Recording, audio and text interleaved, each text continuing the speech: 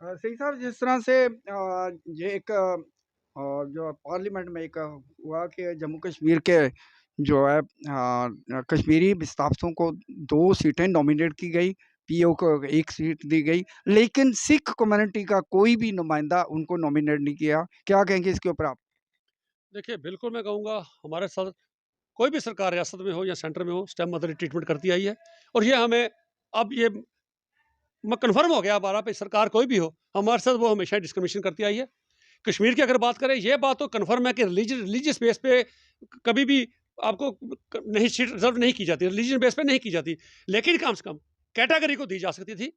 जो माइग्रेंट कश्मीर से अगर कश्मीरी पंडितों में का विस्थापन हुआ, तो सिखों का भी हुआ।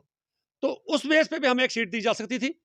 उसके बाद पीओजे के कोटे में भी, क्योंकि सिखों का बहुत बड़ा कत्लेआम पाकिस्तान की पार्टीशन की वजह से हुआ। बहुत बड़ा सफर उन्होंने सफर किया, मीरपुर में, बारामूला में, उड़ी इस तरफ आते हुए बहुत ज्यादा सिखों की वहां कत्लेआम हुआ। उनको उनका भी राइट बनता था। अगर पीओजे की 22 सीटें थी, आप अगर आप उनको डिफ्रेज करते, तो हमारे हिस्से की जो एज पर जो पॉपुलेशन के प्रोपोर्शनेट जितनी सीट बनती थी, हमारा भी राइट बनता था। आपने कश्मीरी पंडितों की दी, मुबारक है, उनको देनी चाहिए। आपने एक उनमें से एक लेडी के लिए रिजर्व की, मुबारक है। लेकिन सिखों का हिस्सा कहाँ है? मैं ये सरकार से पूछता हूँ कि प्रधानमंत्री जी ये बात कहते हैं कि सबका साथ, सबका विकास और सबका विश्वास। कहाँ सबका साथ? हमें तो ये महसूस नहीं होता कि सबका साथ है। सबका साथ होता तो आप समझते हो कि किसी भी कौम की डेवलपमेंट तब तक नहीं होती जब तक वो पार्लियामेंट, उसका असेंबली में या पार्लियामेंट में उसकी नुमाइंदगी ना हो। उसकी आवाज़ कौन रखेगा?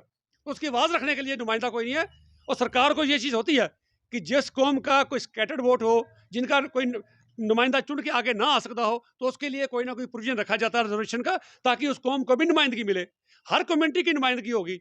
आज भी असेंबली में हर कम्युनिटी की, हिंदू की हो, मुस्लिम की हो, सिख की हो, एससी एसटी भाईचारा कोई भी हो, बैकवर्ड क्लासेस का, सबकी नुमाइंदगी होगी। लेकिन कोई जम्मू की विधानसभा में आपको कोई सिख नजर नहीं आएगा। तो क्या ये बदकिस्मती हमारी नहीं? हुँ। क्या रियासतों का ये हमारे साथ सुतीला व्यवहार नहीं? क्यों हमारा सिख नुमाइंदा वहां ना पहुंचे?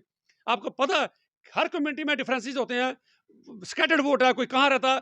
और आपने जो डिलिमिटेशन की और सीटों को बांट दिया, हमारे लिए मुमकिन नहीं रहा कि किसी सिख को चुन के असेंबली में भेज सके। तो आपको सरकारों के लिए अपर हाउस होते हैं, इसलिए होते हैं भाई, जिस कम्युनिटी को रिप्रेजेंटेशन थ्रू इलेक्टेड मैंडेट ना मिल सके, उसको अपर हाउस में लेकर, तो उसको कहीं ना कहीं कैबिनेट में जगह दी जा सके, ताकि वो अपनी कौम की नुमाइंदगी करे। लेकिन मुझे आज तक हमें यह रियलाइज हो रहा है कि सबका साथ सबका विश्वास का नारा खोखला है। ठीक है, प्रधानमंत्री जी को मैं अप्रिशिएट करता हूँ, कुछ चीजें उन्होंने बहुत अच्छी की। करतारपुर कॉरिडोर खोला, और जो बंद कुछ जो हमारे ब्लैक लिस्टेड लोग थे उनको बाहर निकाला। 550 साल गुरु नानक साहब का वर्ल्ड वाइड बनाया गया। और बड़े बड़े अच्छे गुरु तेग बहादुर साहब का दिन, शहीदी दिन मनाया गया। वीर बाल दिवस अनाउंस किया। मैं मुबारकबाद देता हूँ उस चीज़ के लिए उनको। हम एहसानमंद नहीं है, हम एहसान फरामोश नहीं है उनका। हम थैंक्स करते हैं, शुक्रिया करते हैं। लेकिन जो सिखों में जो पॉलिटिकल रिजर्वेशन सिखों को चाहिए थी, वो आपने ना देके हमारे साथ बहुत बड़ा घिनौना मजाक किया। इसके लिए कौम कभी किसी पार्टी को माफ नहीं करेगी, क्योंकि किसी ने हमारे साथ ऐसा व्यवहार नहीं किया कि हमें लगे ये सरकार हमारी है। हम सरकार के साथ मिलकर चलना चाहते हैं, सरकार के साथ बैठना चाहते हैं। हमें सरकार के साथ, बीजेपी के साथ कोई अनटचेबल पार्टी नहीं है। हुँ। हम इसके साथ बैठ के चलना चाहते हैं, मिलकर चलना चाहते हैं। लेकिन बशर्ते कि हमारी डिमांड पूरी की जाए, पॉलिटिकल रिजर्वेशन दी जाए। ऐसा 425 कश्मीर में हमारा बंद पड़ा, बच्चों को नहीं दिया जा रहा, वो दिया जाए। पब्लिक सर्विस कमीशन में हमारा एक सिख मेंबर नहीं लिया गया। तो ये चीजें हमारी हैं।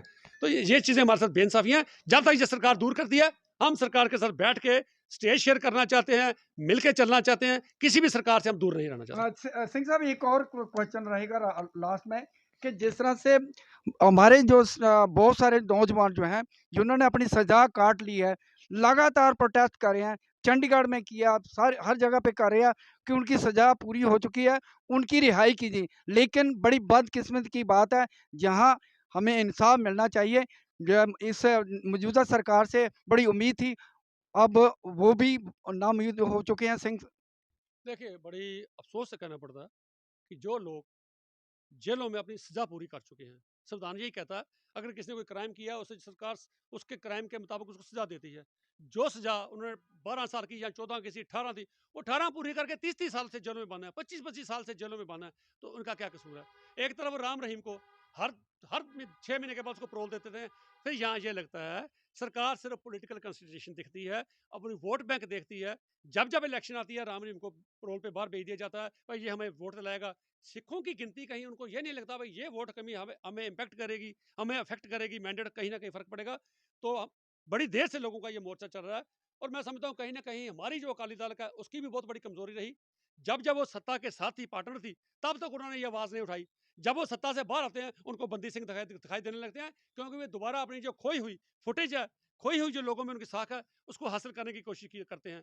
अगर वो सिंसियर होते, सरकार के साथ थे, मोदी जी की सरकार में वो कैबिनेट मंत्री थी, हरसिमरत कौर वहाँ कैबिनेट मंत्री थी, तो वहाँ पर मुद्दा उठा सकते थे, उनको बाहर ला सकते थे। कहीं न कहीं उनको ना लाने के पीछे ये भी है, उनको लगता है कि अगर ये बाहर आ गए, ये लोगों के हीरो बन जाएँगे, कहीं न कहीं हमें लोग इग्नोर ना करना शुरू कर दें, ये भी कहीं न कहीं उनमें एक डर रहता है। हमारी ज़मीन जो है वो खिसक ना जाए। तो इसलिए मैं फिर सरकार से दरख्वास्त करूँगा, जहाँ प्रधानमंत्री जी इतने अच्छे फैसले लिए, इस चीज़ को भी ज़रूर कंसिडर करना चाहिए कि जिनकी सज़ाएँ पूरी हो चुकी हैं, उनको कम से कम उनको रिहा करना चाहिए। ये कहीं का भी कानून नहीं कहता कि सज़ा पूरी होने के बाद भी उनको आप बंद करके रखो, फिर हमें कैसे लगेगा कि हमारी सरकार है, हमारे हमारी तरफ देखती है। Thank you.